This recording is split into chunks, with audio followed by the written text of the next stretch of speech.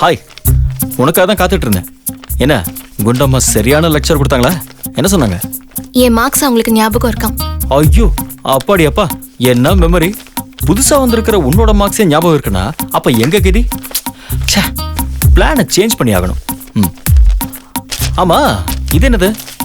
Question paper வீட்ல 5 தடவை எழுதிட்டு வர சொன்னாங்க. ஆமா, உங்க பேப்பர்லாம் எப்படி திரும்ப வந்துச்சு?